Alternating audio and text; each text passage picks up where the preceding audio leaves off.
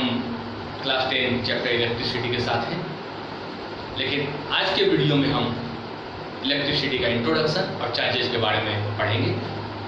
लेकिन आगे बढ़ने से पहले मैं आपसे एक बात कहना चाहूँगा, यदि आपने अभी तक इस चैनल को सब्सक्राइब नहीं किया है तो सबसे पहले इस चैनल को सब्सक्राइब करें और इस वीडियो को कंप्लीटली देखें, पूरा देखें, हर वीडियो को, खास करके जो स्टूडेंट क्लास 10th के हैं। और लाइट चैप्टर है जैसे इससे पहले वाला, वो क्लास 8 में भी है और अदर क्लासेस में भी है, तो वो भी आप देख सकते हैं। पूरा कंप्लीट देखिए और यदि कोई डाउट्स आता है तो उसको कमेंट बॉक्स में अवश्य लिखें और वीडियो को लाइक करें, शेयर करें। अब हम स्टार्ट करते हैं। इलेक्ट्रिसिटी, सबसे पहले इलेक्ट्रिसिटी के इंट्रोडक्शन में आते हैं। We must know what is electricity. हम इलेक्ट्रिसिटी पढ़ने जा रहे हैं, इलेक्ट्रिसिटी है क्या ये तो पता होना चाहिए। तो electricity is a source of energy. Electricity is a source of energy, और you may say electricity is one of the forms of energy that has made our lifes easier and more comfortable. Now question arises, how has it made our life easier and more comfortable? As it helps to blow the bulbs, it helps to run the fans, it helps to run cooler, AC, refrigerator, washing machine, many other devices that are very useful in our daily life.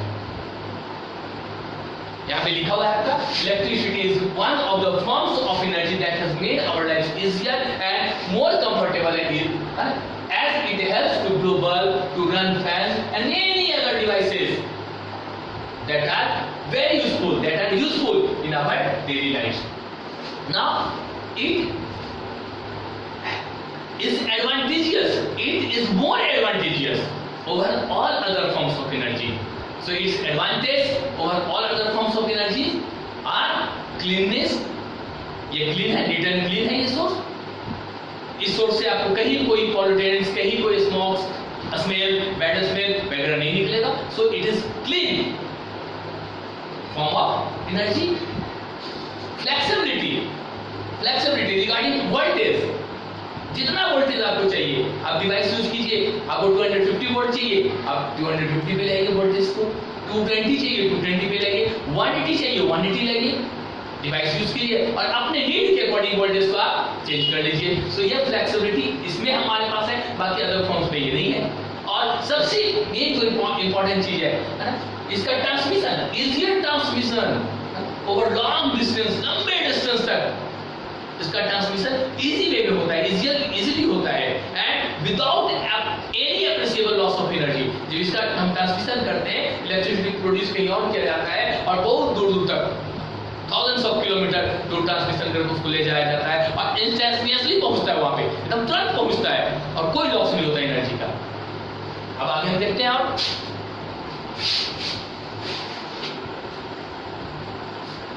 Now we can study electricity by dividing it into two groups.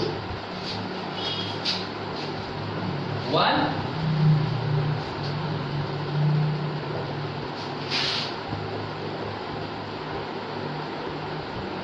electrostatics and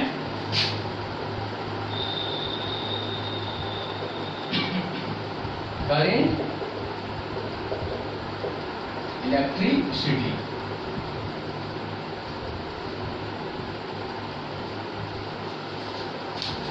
Electricity can be studied in two groups: electrostatics and current electricity. Electrostatics के बारे में हम higher classes में पढ़ेंगे. It is the branch of electricity, or you may say physics, in which we study about the charges in rest. It is the branch of electricity or physics in which we study about charges in rest. ये higher classes में पढ़ेंगे. And it is the branch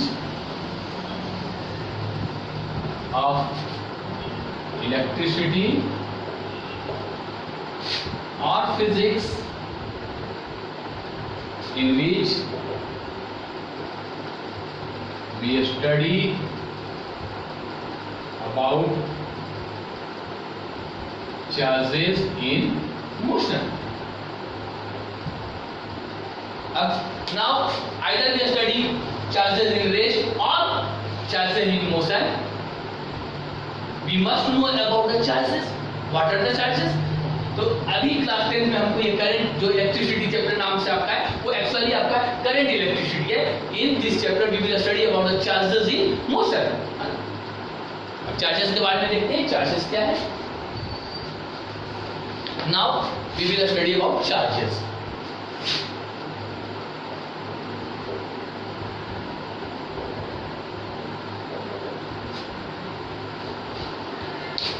We have studied in chemistry, especially in previous classes. Charge is acquired by the body due to transfer of electrons. One that loses the electron gets positively charged, and one that gains electron acquired negative charge. जैसे देखिए एक simple सा example है. जो charge होता है किसी body पे वो इलेक्ट्रॉन के ट्रांसफर के कारण होता है. यदि किसी स्पेशली फ्री इलेक्ट्रॉन के ट्रांसफर होने के कारण, ट्रांसमिशन के कारण यदि किसी एक ने इलेक्ट्रॉन को लूज किया तो वो पॉजिटिव चार्ज होगा, और यदि जिसने गेन किया वो नेगेटिवली चार्ज हो जाएगा. कैसे? किसी भी एटम में जो न्यूक्लियस में जो प्रोटॉन होता है, ये प्रोटॉन का नंबर, और इसके सराउंडिंग में जो ऑर्बिट्स में जो इलेक्ट्रॉन मूव कर रहा होता है वो सेम नंबर होगा. सपोज कीजिए यहाँ पे प्रोटॉन कितना है? 11 है. इलेक्ट्रॉन में कितना आ जाएगा? 1 2 3 4 5 6 7 8 9 10. ये 11 इलेक्ट्रॉन हो गया. अब सपोज कीजिए इसमें से -1 इलेक्ट्रॉन हो गया. अब कितना जो नेक्स्ट प्रोटॉन तो यहाँ 10 ही रह गया, और इलेक्ट्रॉन क्या हो जाएगा यहाँ पे? इलेक्ट्रॉन यहाँ पे 10 हो जाएगा. अब देखिए प्रोटॉन 11 है और इलेक्ट्रॉन 10 हो गया. इसके बाद का ये स्टेप है. तो अब यहाँ पे प्रोटॉन 11 है, पॉजिटिव जो है 11 है और नेगेटिव कितना है? 10 है. तो एक पॉजिटिव चार्ज ज्यादा है, तो ये इलेक्ट्रॉन लूज करने के कारण यहाँ पे चूंकि पॉजिटिव चार्ज जो है एक ज्यादा हो गया, इसलिए इस पे एक पॉजिटिव चार्ज हो जाएगा. सिमिलरली जिसने इस इलेक्ट्रॉन को गेन किया, यदि जनरली एटम न्यूट्रल होता है तो उसमें नंबर ऑफ प्रोटॉन जो है न्यूक्लियस में और उसके सराउंडिंग में ऑर्बिट्स में जो इलेक्ट्रॉन रिवॉल्व कर रहा होता है वो सेम नंबर में होता है, इक्वल होता है, जिसके कारण एटम जो है न्यूट्रल होता है. लेकिन यदि इलेक्ट्रॉन लूज कर दिया तो प्रोटॉन का नंबर बढ़ जाएगा, पॉजिटिव चार्ज बढ़ गया, इसलिए वो पॉजिटिवली चार्ज हो जाएगा. और जिसने इलेक्ट्रॉन गेन कर लिया, तो पहले से प्रोटॉन और इलेक्ट्रॉन इक्वल था, अब एक इलेक्ट्रॉन गेन करने से उसमें इलेक्ट्रॉन का संख्या नंबर ज्यादा हो गया, इसलिए उसमें नेगेटिव चार्ज बढ़ जाएगा, 1 यूनिट नेगेटिव चार्ज उसमें आ जाएगा. In this way object gets charge. अब होता कैसे है कि किसी सब्सटेंस में जो इलेक्ट्रॉन है, स्पेशली आउटर ऑर्बिट्स में जो इलेक्ट्रॉन होता है वो थोड़ा सा लूजली बाउंडेड होता है, और उस पर हम किसी सब्सटेंस के साथ रब करते हैं तो वो क्या होता है? इलेक्ट्रॉन को लूज कर देता है और इस तरह से वो चार्ज बन जाता है, पॉजिटिव चार्ज होता है. जैसे आप ले लीजिए ग्लास रड को सिल्क के साथ रब करेंगे तो ग्लास रड जो है वो क्या करेगा? इलेक्ट्रॉन को लूज कर देगा, due to which glass rod will acquire positive charge, and at the same time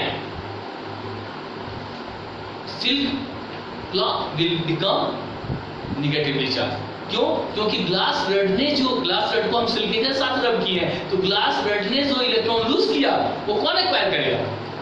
glass rod ने लूज किया तो पॉजिटिव चार्ज हुआ, उसने जो इलेक्ट्रॉन लूज किया वो कहाँ गया?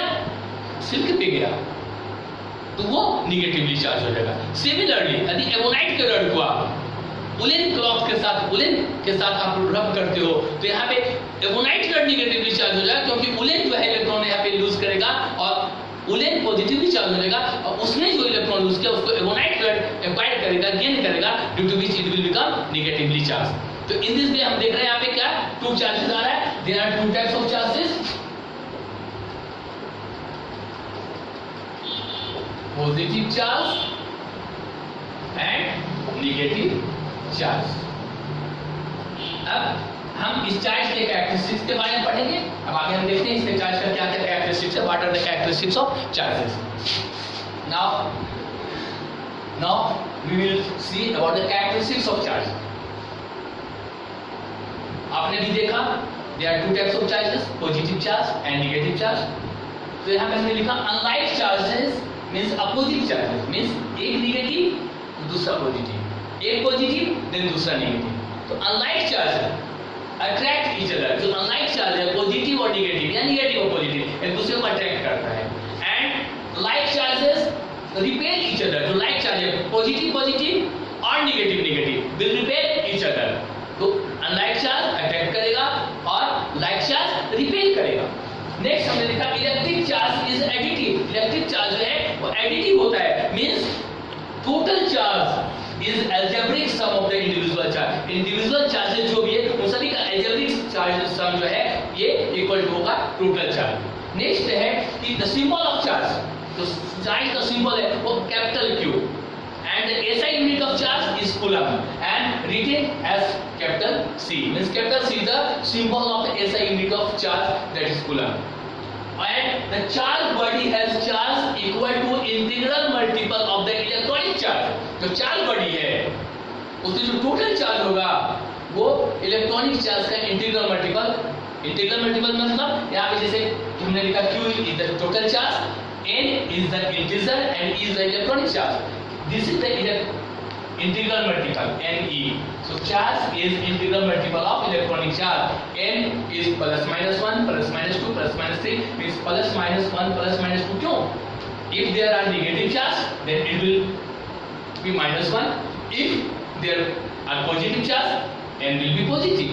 And E is the electronic charge. That is means charge acquired या charge possess by one electron. एक इलेक्ट्रॉन पे जितना चार्ज होता है वो 1.6 × 10⁻⁻⁹ है. अब एक्चुअली इलेक्ट्रॉन पे नेगेटिव चार्ज होता है, यही हमको माइनस लिखना चाहिए था, लेकिन इसी माइनस को जो इसको तो इलेक्ट्रॉनिक चार्ज पॉजिटिव के लिए यही आएगा,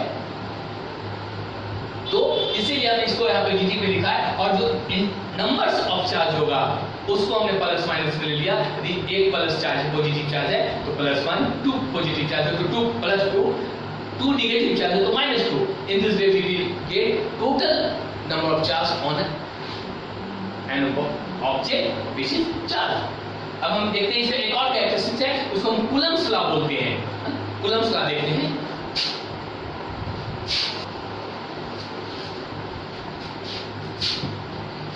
next characteristics, electric charge is conserved. ये कंजर्व होता है. It can neither be created nor be destroyed. It can neither be generated nor be destroyed. इसको ना हम क्रिएट कर सकते नहीं डिस्ट्रॉय कर सकते. ये कंजर्व रहता है. अब एक बात हम बताना चाहेंगे कि जैसा आपने फर्स्ट पॉइंट देखा था कैरेक्टरिस्टिक्स में कि unlike charges attract each other, unlike charges attract each other, and second point था like charges repel each other. तो आइदर अट्रैक्टिंग और रिपेलिंग, दो चीज हो रहा है, अट्रैक्टिंग हो रहा है या रिपेलिंग हो रहा है, उनके बीच में कोई ना कोई तो फोर्स होगा, आइदर फोर्स ऑफ अट्रैक्शन और फोर्स ऑफ रिपल्शन. सो इस फोर्स का अमाउंट से रिलेटेड एक लॉ दिया गया है कूलम्ब साहब के द्वारा, उसको कूलम्ब्स लॉ बोलते हैं.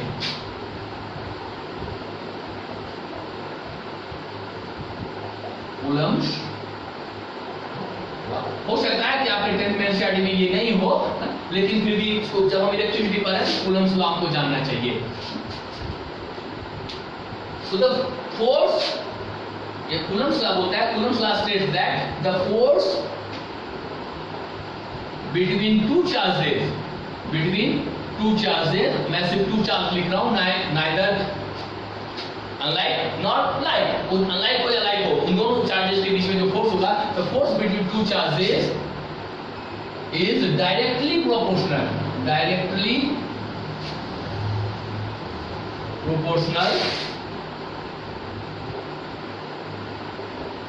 to the product of 2 charges product of two charges and universally proportional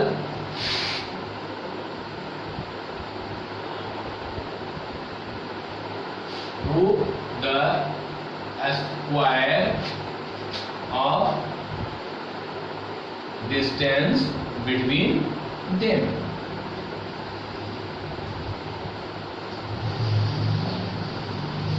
The force of either attraction or repulsion, means the force between two charges is directly proportional to the product of the two charges and inversely proportional to the square of the distance between them. अब let charges are, let two charges are q1 and q2 and distance between them, distance between them is r. Then according to first part of the law, F proportional to q1 and q2, ये हो गया equation 1.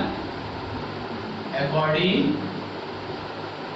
to first part of law and F proportional to 1 upon r square according to second part of law. यहाँ दो part हो गया. पहला part होता है force between two charges is directly proportional to product of the two charges, इसको हम first part मान ले रहे हैं, and inversely proportional to the square of the distance between them, इसको हम सेकंड पार्ट ले रहे हैं. अब दोनों को हम कंबाइन कर देते हैं. सपोज कीजिए by combining equation 1 and 2 it will become force proportional to q1 q2 upon r square. यही है कूलम्स लॉ. यदि आप ये स्टेटमेंट यदि आपको ये याद है F proportional to q1 q2 upon r square, then you can write the statement of Coulomb's law that force between two charges is directly proportional to q1 and q, means directly proportional to product of the two charges and upon the r square, means and inversely proportional to the square of the distance between them. अब class 9 में remind कीजिए आप universal law of gravitation जब आपने पढ़ा था तो क्या पढ़ा था आपने? F proportional to m1 m2 upon r square. हाँ, universal law of gravitation similar है, सिर्फ यहाँ पे टर्म्स चेंज हुआ है. अब ये प्रोपोर्शनलिटी के साइन को हम हटाएंगे, हम वो आगे है ना कांस्टेंट लगा करके इसको हटा देंगे. यही आपका कूलम्स लॉ है. अब हम देखते हैं next.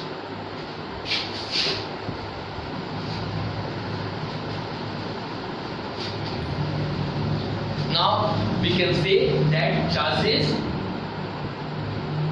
are the fundamental property of matter. Charge is the fundamental property of substance. ये हम बोल सकते हैं. अब हम देखेंगे that specifically two types of substances are there in our surroundings.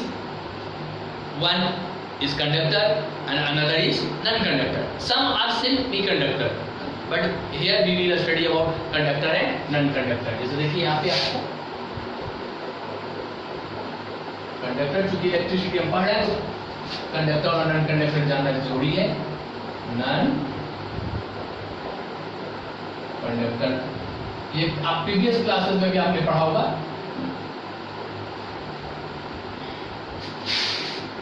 The substances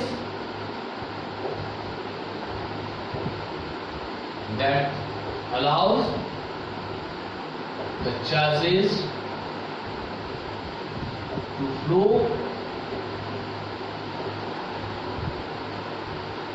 through themselves easily. The substances that allow the charges to flow through themselves easily are called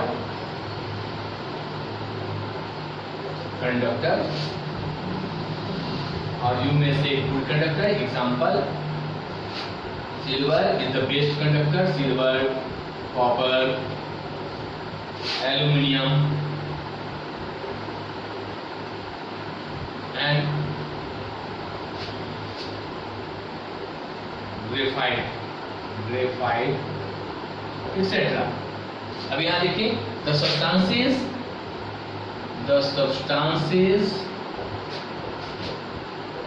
that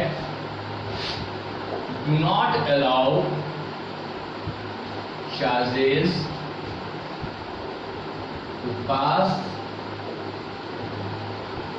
through themselves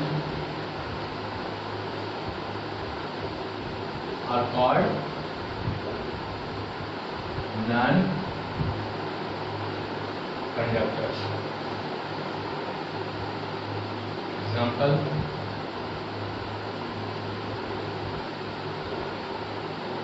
wood, plastic, etc. These are the substances, conductors, the substances through which charges can flow easily, and non-conductor, the substances through which charges cannot flow easily and cannot flow. Non-conductor is also called insulator or dielectrics. Non-conductors are also called insulators and dielectrics. हम next video में मिलेंगे आपको electric current के साथ। आज तो ये introduction ही था, और ये चैप्टर बिल्कुल इसमें याद करने का बहुत कम, ज़्यादा समझने का चीज़ है। आप यदि समझ लेंगे तो जो याद करने वाला चीज़ है वो भी आपको समझ में आ जाएगा। तब तक के लिए आपको सब विदा लेते हैं। राधे राधे आप सभी को। Thank you.